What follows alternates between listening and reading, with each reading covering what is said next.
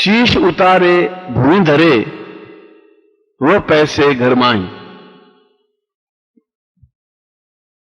गुरु के बारे में कहता हुआ कबीर कहता है कि गुरु इतना आसानी से प्राप्त नहीं होता जितनी आसानी से तुम गुरु को प्राप्त करना चाहते हो, उतनी आसानी से उसको समझ नहीं सकते जितनी आसानी से उसे समझने की तुम कोशिश कर रहे हो। क्योंकि गुरु को केवल प्रेम से जीता जा सकता है, शब्दों से नहीं, छल से नहीं, चापलूसी से नहीं। तुम्हारे अंदर प्रेम की धारा बहनी चाहिए, तुम्हारे अंदर रस का प्रवाह होना चाहिए। सच्चे मन से तुम्हारे प्राण गुरु के प्राणों से जुड़ने चाहिए और मन का मैल, मन का कपट, मन का व्यभिचार, मन की ऊल झलूलता और मन की न्यूनता सब कुछ परे हटा करके उसके अंदर गुरु को स्थापित करना ही होगा। और करोगे तभी जीवन की पूर्णता का अर्थ समझ में आएगा, तभी तुम्हें फक्कड़पन का अर्थ समझ में आएगा, तभी तुम्हें जीवन को जीने का अर्थ समझ में आएगा, तभी तुम्हें संसार में सांस लेने का अर्थ समझ में आएगा। मगर गुरु के हृदय में स्थापित होने का स्थान, घर प्रेम का घर है। कबीरा, यह घर प्रेम का, खाला का घर नहीं, ये मौसी का घर नहीं है।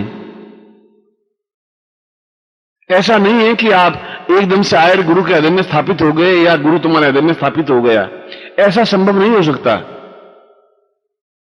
क्योंकि तुम चाहते हो चापलूसी करके गुरु को अपने हृदय में बिठाना, तुम चाहते हो गुरु को 100, 200, 500 रुपए चरणों में रख करके गुरु को अपने हृदय में बिठाना, तुम चाहते हो धोती कुर्ता और हाथ जोड़ करके उनके हृदय में अपने आप को स्थापित करना। असंभव है, ऐसा नहीं हो सकता, ऐसा संभव ही नहीं है। जिन पंडितों ने, जिन मुल्लाओं ने यह कहा है वे ढोंगी हैं, वो पाखंडी हैं, उनका ज्ञान अधकचरा है, उन्होंने जीवन का अर्थ समझा ही नहीं है। कि उन्होंने जो कुछ कहा है यह पोथी पढ़ करके कहा है, पोथियों में जो लिखा है वह कहा है, और पोथी पत्रे सब झूठे हैं। आंखों से देखी हुई बात सच्ची है, आंखों से समझी हुई बात सच्ची है। क्योंकि गुरु के घर में, गुरु के हृदय में बैठने, घुसने और स्थापित होने का तो रास्ता एक ही है कि शीश उतारे भूमि धरे, वो पैसे घर माई। जो अपना सिर उतार करके जमीन पर रखने की हिम्मत रख सकता है, ताकत रख सकता है,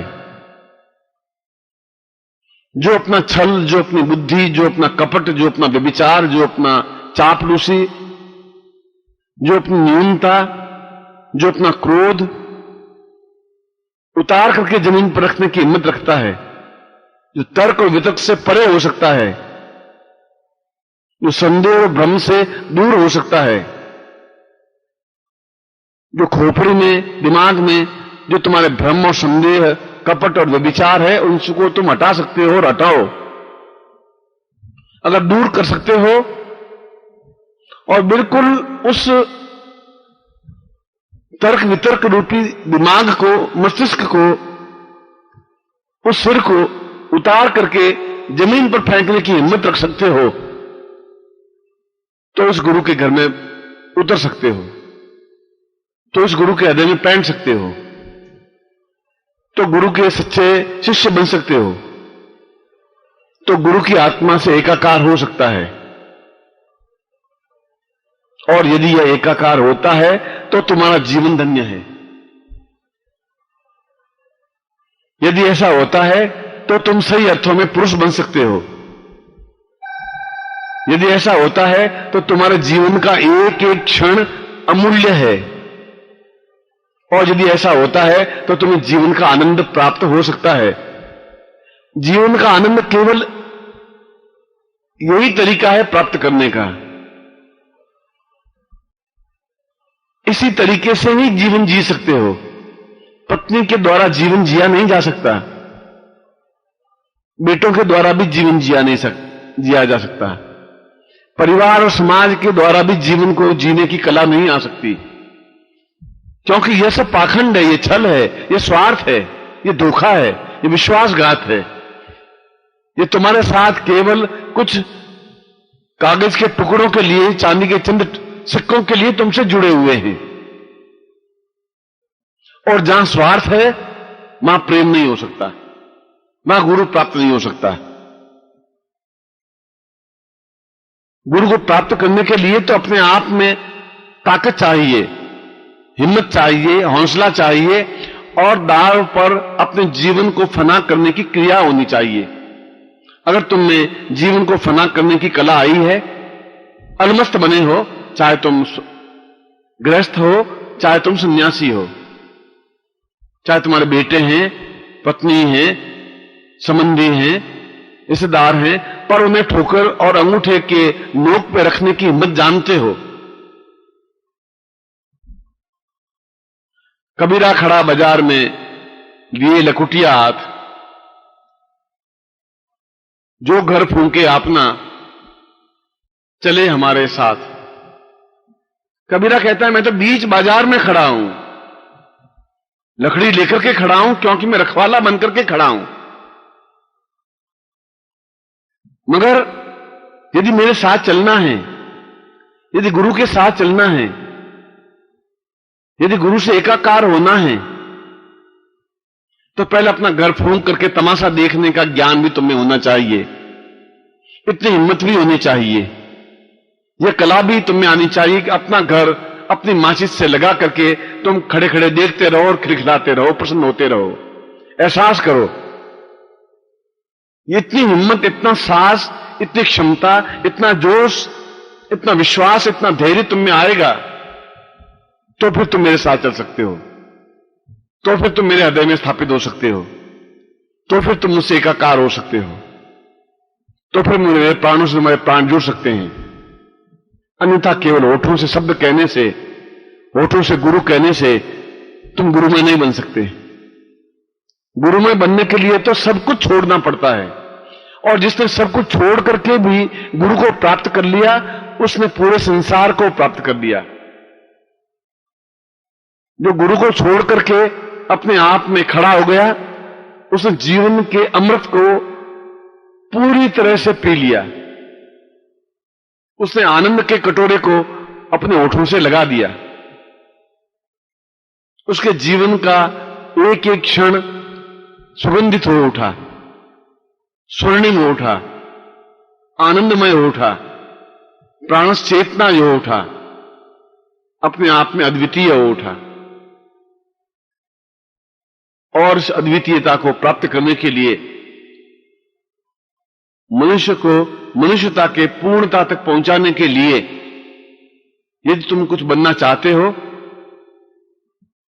तो फिर तुम्हें हिम्मत और साहस होनी ही चाहिए, क्षमता होनी चाहिए, धैर्य होना ही चाहिए। और यदि धैर्य नहीं है तो फिर जीवन का अर्थ ही क्या है? फिर तो जीवन एक भार ढोते हुए एक गधे की तरह है। भार ढो रहे हो, गठरी के ऊपर गठरी रखी जा रही है और तुम चले जा रहे हो। ये जीवन भी क्या काम का है? जीवन तो कुकुर की तरह है, कुत्ते की तरह है, श्वान की तरह है, गधे की तरह है, पशु की तरह है। ऐसा सांस लेकर के भी जीवन का क्या आनंद है? जीवन का आनंद तो अलमस्ती में है, जीवन का आनंद तो मौज मस्ती में है, जीवन का आनंद तो पूर्णता प्राप्त करने में है। और पूर्णता प्राप्त करने के लिए अपना सब कुछ छोड़ छाड़ करके एक तरफ खड़े होने में और संसार का तमाशा देखने में है। अपने परिवार का तमाशा देखने में कि लोग कितने स्वार्थी हैं, क्यों तुमसे जुड़े हुए हैं, क्यों तुम्हारे नजदीक आना चाहते हैं, क्यों तुमसे एकाकार होना चाहते हैं। इसलिए एकाकार होना चाहते हैं कि उनका स्वार्थ तुमसे जुड़ा हुआ है। वे स्वार्थ की दीवार पर खड़े हैं और तुम इस स्वार्थ की दीवार को तोड़ोगे तो गुरु को प्राप्त करोगे। इस स्वार्थ में संबंध को तोड़ोगे तो गुरु के निकट पहुंचोगे। इन परिवार से परे हट करके खड़े होगे तो गुरु तुम्हें दिखाई देने लगेंगे। अपने आप में हिम्मत और हौसला भरोगे तो तुम्हारी आंखों में गुरु समाहित होंगे। अपना घर फूंक कर तमाशा देखने की क्रिया करोगे तो पूर्णता के साथ गुरु को अपने हृदय में स्थापित कर सकोगे। और जिसने गुरु को हृदय में स्थापित कर लिया वह धन्य हो गया। उसने जीवन का मर्म समझ लिया, उसने जीवन का आनंद समझ लिया, वह जीवन से एकाकार हो गया। उसने जीवन को अपने अंदर उतार लिया और वह खुद जीवन के अंदर उतर गया। क्योंकि जीवन जीना एक कला है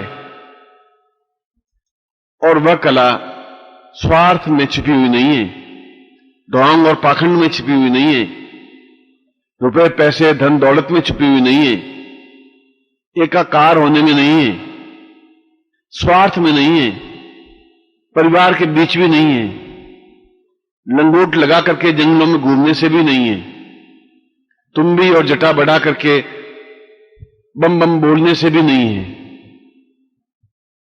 यह कला तो अपने आप में फना होकर के ही प्राप्त की जा सकती है, अपने आप को उछाल करके ही की जा सकती है। और यदि तुमने उछल करके हिम्मत के साथ, हौसले के साथ, जीवंतता के साथ, प्राण चेतना के साथ गुरु को प्राप्त कर लिया तो राम को भी प्राप्त कर लिया, अल्लाह को भी प्राप्त कर लिया।